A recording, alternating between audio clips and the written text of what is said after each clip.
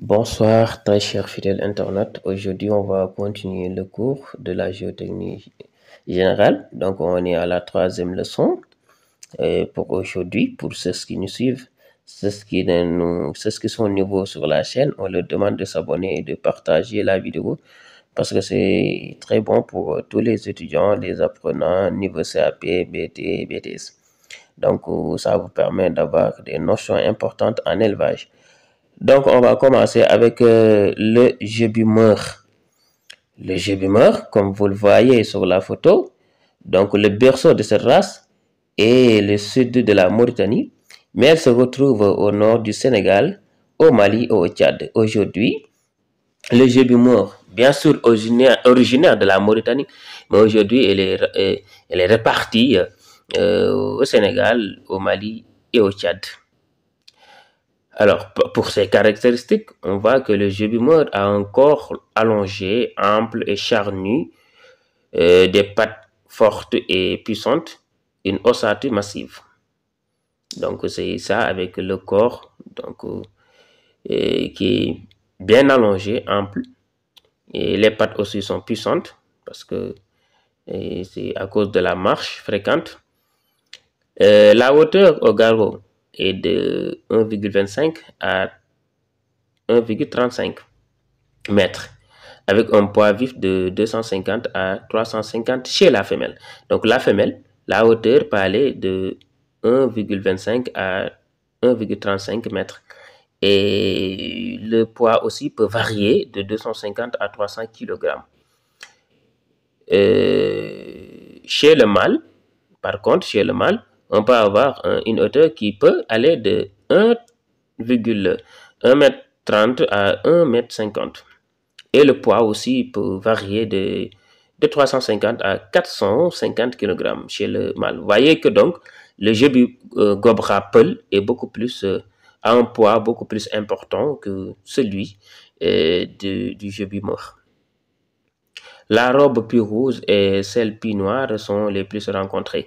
Donc, le plus souvent, si vous regardez le gébus mort, vous voyez soit une coloration rouge-blanche ou bien une coloration rouge-noire, noire-blanche. Raison pour laquelle on dit la robe. Si on dit la robe en géotechnie, quand on dit la robe, c'est la couleur de la peau. Donc, le plus souvent, chez les gébus peuls, on trouve la couleur puis noire ou bien puis rouge. Les cornes sont moins développées que chez le gébus gobra, mais fines et plus longues chez la femelle. Les mamelles sont bien développées avec un gros et long trayon. Donc, on peut espérer, si les mamelles sont bien développées, ou bien la femelle, elle peut donner beaucoup plus de lait. En grosso modo. Donc, je vais vous... Alors, voici la photo. Donc, gébus sahélien ou gébus mort. Donc, voici la photo avec les caractéristiques dont je vous ai parlé tantôt. Vous pouvez très facilement reconnaître ça à travers la photo avec le corps, la forme du corps, le poids, les cornes, hein, les pattes, etc. L'ossature. Voilà, donc c'est ça l'intérêt des photos qui vont illustrer donc ce qu'on a dit tout à l'heure. Alors, avant de continuer le cours, je vais vous faire un petit test. Alors, entre la femelle du gébus mort et la femelle du gébus gobra, quelle est celle qui a le poids le plus intéressant, le plus important? Et voilà. Et quel sujet donne le plus de lait? Alors, pour les aptitudes, cette race est élevée pour son lait avec 7 à 6 litres par jour. Donc, vous voyez que la femelle mort du gébus mort donne beaucoup plus de lait.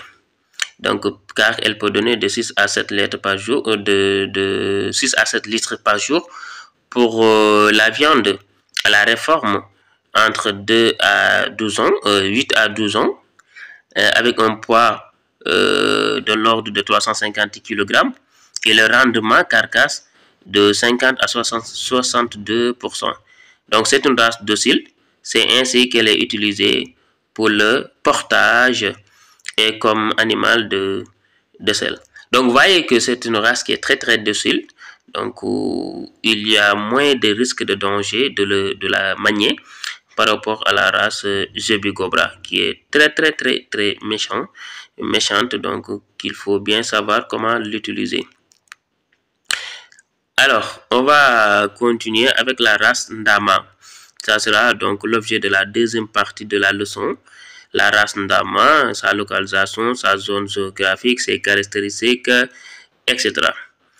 Les caractéristiques, l'Ndama est un animal trapu. La femelle est plus fine que le mâle, avec des masses musculaires bien développées. C'est un animal qui n'a pas une hauteur qui n'a pas une grande hauteur. Hein? Donc les membres sont fins, courts et se terminent par de petits ongles durs. Le profil est rectiligne, les cornes sont moyennes, le pelage est court, les poils fins et courts, et la robe présente toutes les nuances de fauve de couleur from rouge, noir. Les extrémités sont noires et tisonnées, donc charbonnées. C'est un animal de petite taille dont la hauteur au garrot est de 107 cm. Chez la femelle et de 1,17 cm chez le mâle. Le taureau peut peser 320 à 400 kg de poids vif, alors que la femelle adulte peut avoir 280 kg. Donc, sur la base de ces caractéristiques, on peut d'une manière un peu résumée, on peut dire que la race Ndama, elle est beaucoup plus petite que la race Jebi Cobra et la race Meurre.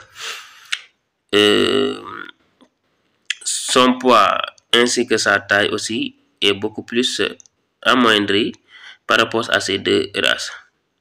Mais on peut dire que c'est une race qui est très résistante face à certaines maladies comme la trypanosomiase on va y revenir. Alors cette photo, c'est le jeune taurillon de la race Ndama.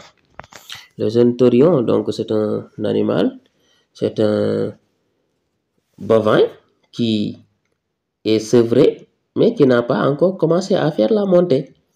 Donc un bovin mâle sevré qui n'a pas encore commencé à faire la montée. Donc c'est un taurillon, voyez, en pleine savane, voyez, en Casamance avec la verdure. Donc toutes les conditions, on peut dire que sont réunies, mais cependant, il faut noter qu'il y a une maladie parasitaire, donc des fois chronique, qui affecte ces sujets. On va y revenir quand on aura à faire le cours quand on aura à faire le module sur les pathologies. Mais on peut retenir d'une manière générale que la race Ndama, elle est trypanotolérante. Autrement dit, elle résiste à une maladie parasitaire qui est très fatale pour les autres races, que l'on appelle trypanosomiase. On est d'accord? Voilà. Alors, c'était tout pour aujourd'hui. Le prochain cours, on va étudier donc les races exotiques, c'est-à-dire les races qui sont exportées, qui sont importées ici au Sénégal, les Holstein, les Montbéliardes, les Normandes, les productions laitières, etc. Merci beaucoup, très cher fidèle Internet, et à bientôt.